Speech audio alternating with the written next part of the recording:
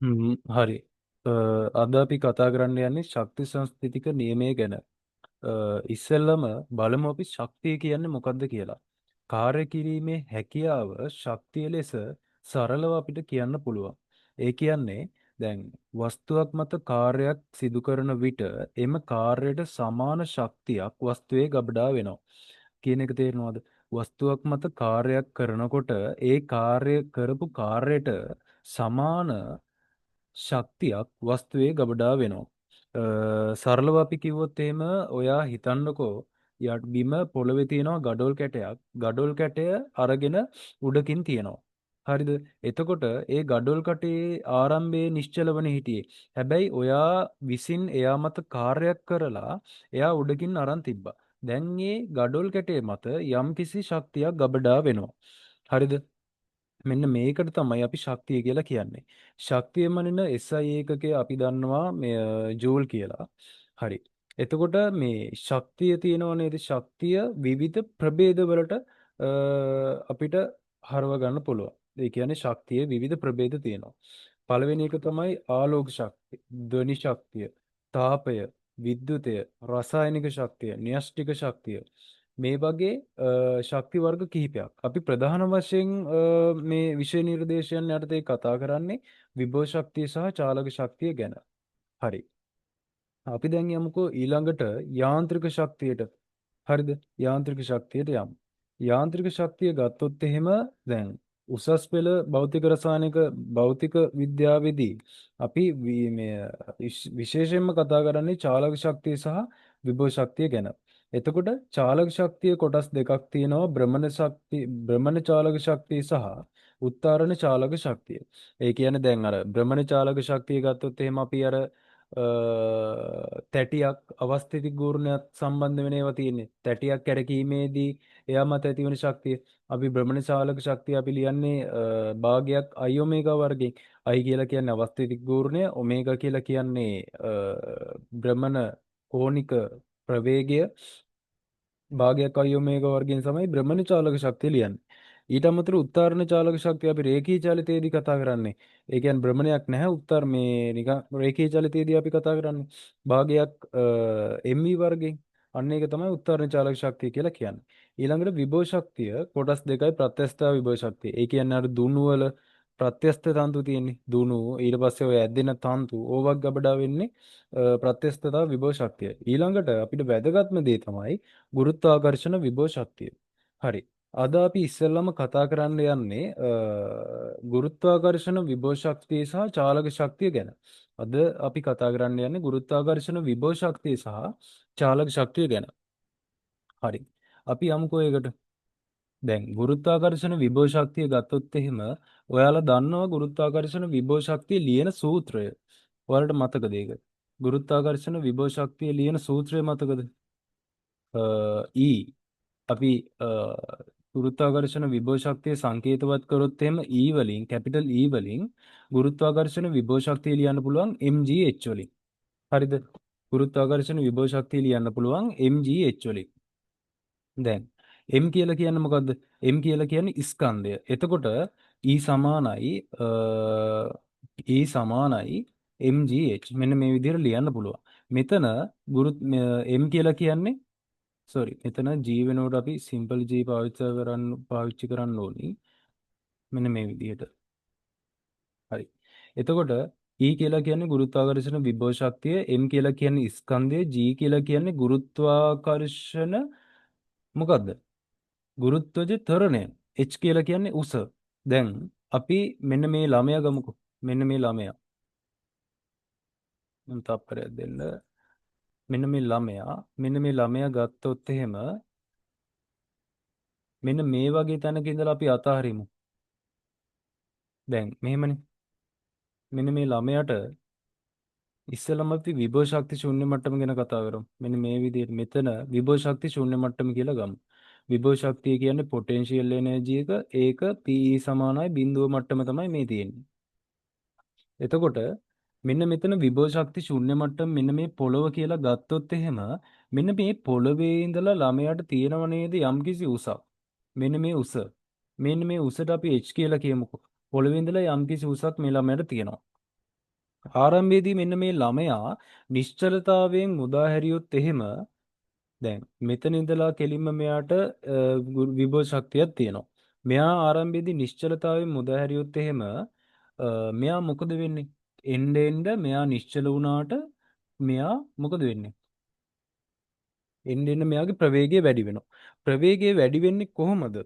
ප්‍රවේගය වැඩි වෙන්නේ මෙයා එන්න එන්න එන්න එන්න එන්න පල්ලෙහාට වැටෙද්දී මෙයාගේ උස මොකද වෙන්නේ? h කියන එක්කෙනා අඩු වෙනවා.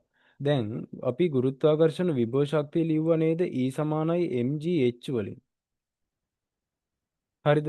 දැන් ගුරුත්වාකර්ෂණ විභව ශක්තිය E සමාන mgh වලින් ලිව්වා. h එන්න එන්න අඩු වෙනවා නම් මොකද වෙන්න ඕනේ? ගුරුත්වාකර්ෂණ විභව ශක්තිය අඩු වෙන්න ඕනේ. හැබැයි ගුරුත්වාකර්ෂණ විභව ශක්තිය අඩු වුණාට ශක්ති සංස්ථිති නියමයෙන් අපිට කියනවා චාලක ශක්තිය සහ ගුරුත්වාකර්ෂණ විභව ශක්තිය නියතයි. ඒ කියන්නේ ඒ දෙකේ එකතුව නියතයි කියන එක. එතකොට අපි ගත්තොත් එහෙනම් මෙන්න මෙතන බලමු. අපි දැන් මෙයා අතහැරලා බලමුකෝ මෙයාගේ ශක්තියට මොකද වෙන්නේ කියලා. ඔන්න මෙයා එන්න එන්න පල්ලෙහාට වැටෙනවා.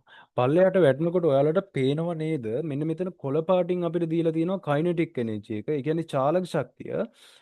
නිල් පාටින් පොටෙන්ෂියල් එනර්ජි එක දීලා තියෙනවා. එතකොට අපි බලමු මෙන්න මෙතන ආරම්භයේදී මෙයාගේ ශක්තිය මොකද්ද වෙලා තියෙන්නේ කියලා. ආරම්භයේදී මෙයාට චාලක ශක්තියක් ඒ කියන්නේ අත්හැරපු වෙලාවෙන් ඉඳලා ටික වෙලාවකට පස්සේ මෙයාගේ චාලක ශක්තිය තිබිලා තියෙනවා 39.2 ජූල්. ඒ කියන්නේ චාලක ශක්තිය 39.2යි පොටෙන්ෂියල් එනර්ජි එක 4423.9යි. ඒ කියන්නේ විභව ශක්තිය මෙච්චරක් තිබිලා තියෙනවා මෙන්න මේ අවස්ථාවේදී. අපි දන්නවා එන්න එන්න මෙයා පල්ලෙහාට වැටෙනකොට මෙයාගේ විභව ශක්තිය අඩු වෙලා ඒ කියන්නේ H උස අඩු වෙනකොට විභව ශක්තිය අඩු වෙනවනේ. විභව ශක්තිය අඩු වෙලා චාලක ශක්තිය වැඩි වෙනවා කියන කාරණාව අපි දන්නවා. එතකොට එන්න එන්න මෙයා පල්ලෙහාට වැටෙනකොට මොකද වෙන්න ඕනි? විභව ශක්තිය අඩු වෙලා චාලක ශක්තිය වැඩි වෙන්න ඕනි. අපි බලමු මෙන්න මේ වගේ ඊළඟ අවස්ථාව. මෙන්න මෙතනදී අපිට බලන්න පුළුවන් 352යි චාලක ශක්තිය වැඩිවීමක් සහ විභව ශක්තිය අඩුවීමක් අපිට දකින්න පුළුවන්. හැබැයි මෙන්න මේ මුළු ශක්තිය බලන්න හැම වෙලෙම ආරම්භක අවස්ථාවට මම ආය අරන් යන්නම්. මුළු ශක්තිය හැම වෙලෙම 4463.2යි තිබ්බේ. හැම වෙලාවෙදීම මුළු ශක්තිය මොකද වෙන්නේ? නියත වෙනවා. ඒ කියන්නේ කයිනෙටික් එනර්ජි එකයි පොටෙන්ෂියල් එනර්ජි එකයි එකතුව 4463.2 ජූල් බවට නියතව තියෙනවා. ඒ කියන්නේ මුළු ශක්තිය අපි ලියන්න පුළුවන් කොහොමද දන්නවද?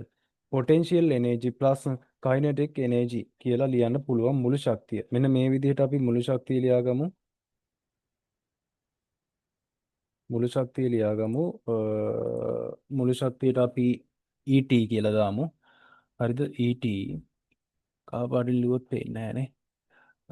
කළු රතු දාමුද? ඕකේ රතු පේනවා. ET මුළු ශක්තිය සමානයි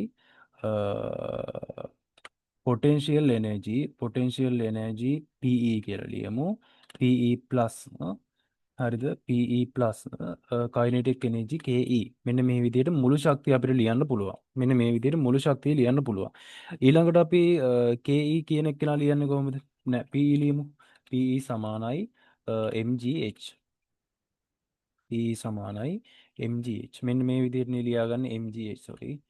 හරි ඊළඟට අපි ලියමු මේකේ කලර් එක දාමු අපි සුදු පාටට දාමු නෑ නිල් ඕකේ ඊළඟට අපි KE ලියමු KE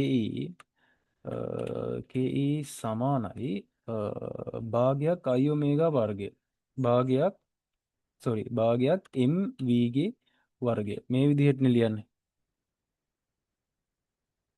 හරි මෙන්න මෙතන ඔයා හොඳට බලන්න අපි ආයෙත් මෙයා මුලට අරන් යමු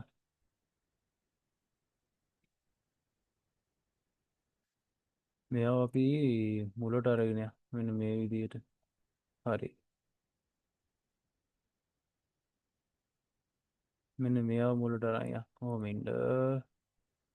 මෙයා ඉස්සෙල්ලා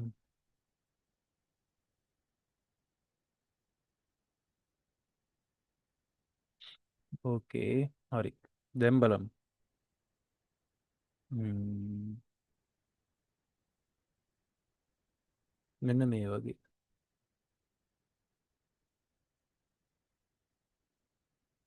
හරි. දැන් මෙන්න මෙතන අපි මුළු ශක්තිය ලිව්වා ශක්ති සංස්ථිතියට අනුව මුළු ශක්තිය මෙන්න මෙයා මත ක්‍රියා කරන මෙන්න මේ ළමයා මත ක්‍රියා කරන මුළු ශක්තිය නියත වෙන්න ඕනි. ඒ කියන්නේ ET සමානයි PE+KE. මෙන්න මේක නියතයක් වෙන්න ඕනි. එතකොට අපිට පොටෙන්ෂියල් එනර්ජි කියන එක නා ලියන්න පුළුවන් PE සමාන mgh වලින්. කයිනටික් එනර්ජි එක ලියන්න පුළුවන් KE සමානයි භාගයක් me වර්ගයෙන්. එතකොට මේක නියත වෙන්න නම් මුළු ශක්තිය නියත වෙන්න නම් අපි මෙන්න මෙතනින් මෙයාව අතෑරියොත් මෙයා එන්න එන්න පල්ලෙහාට වැටෙනවා. එන්න එන්න පල්ලෙහාට වැටෙනකොට H එක අඩු වෙනවා නේද? H එක අඩු වීම මත මොකද වෙන්නේ? මෙයාගේ පොටෙන්ෂියල් එනර්ජි එක අඩු වෙනවා.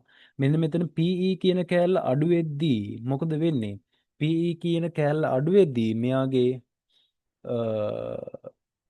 මුළු ශක්තිය නියත කරගන්න නම් KE කියන කයිනෙටික් එනර්ජි කියන චාලක ශක්තිය කියන එක වැඩි වෙන්න ඕනි. අන්න ඒක තමයි මෙතනින් තේරුම් ගන්න ඕනි එකම දේ. මෙන්න මෙතන බලන්න එන්න එන්න පොටෙන්ෂියල් එනර්ජි එක වැඩි වෙනකොට චාලක ශක්තිය මෙයාගේ වැඩි වෙනවා. අපි ඒක සංඛ්‍යාත්මකව බලමු. මෙන්න අපි මෙතනට මේක දැම්මොත් බලන්න ආරම්භයේදී ටික වෙලාවකට පස්සේ මෙයාගේ චාලක ශක්තිය දීලා තියෙනවා පොටෙන්ෂියල් එනර්ජි විභව ශක්තිය දීලා තියෙනවා සහ මුළු ශක්තිය දීලා තියෙනවා. හරිද? ඔන්න ආයෙ බලමු අපි මේ විදිහට මෙයා අතෑරියොත් මෙන්න මේ විදිහට වැටෙනවා ඔන්න ඔහොම වැටෙනවා. අ, ඔන්න හරි බලමු මෙතන ආරම්භයේදී මෙයාගේ ශක්තිය දීලා තියෙනවා 39.2යි පොටෙන්ෂියල් දීලා තියෙනවා ටෝටල් දීලා තියෙනවා. මෙයාගේ එන්න එන්න අපි පල්ලෙහා ස්ථානයක් ගත්තොත් එහෙම ඔයාලට පේනවා පොටෙන්ෂියල් එනර්ජි එක අඩු වෙලා නමුත් කයිනෙටික් එනර්ජි එක වැඩි වෙලා. නමුත් මේ දෙකේ එකතුව අපිට පේනවා නියතයි. හැම වෙලෙම මුළු ශක්තිය නියතයි. මෙන්න මේ වගේ පල්ලෙහා අවස්ථාවකට ගත්තොත් එන්න එන්න පොටෙන්ෂියල් එනර්ජි එක අඩු වෙනවා. හැබැයි චාලක ශක්තිය වැඩි වෙනවා. අපි පයි chart එකක් දාමු මෙතනට. මෙන්න මේ වගේ පයි chart එකකින් බලමු අපි මොකද්ද වෙන්නේ කියලා මේක. ඔන්න බලන්න. එන්න එන්න මොකද වෙන්නේ? මෙන්න එන්න එන්න මෙයාගේ මෙන්න මේ නිල් පාටින් පෙන්නලා තියෙනවා මේ විභව ශක්තිය කොළ පාටින් පෙන්නලා තියෙනවා චාලක ශක්තිය. එන්න එන්න මොකද වෙන්නේ මෙයාගේ ශක්ති වෙනස. පේනව නේද? මෙන්න මේකට තමයි අපි ශක්ති සංස්ථිතිය කියලා කියන්නේ.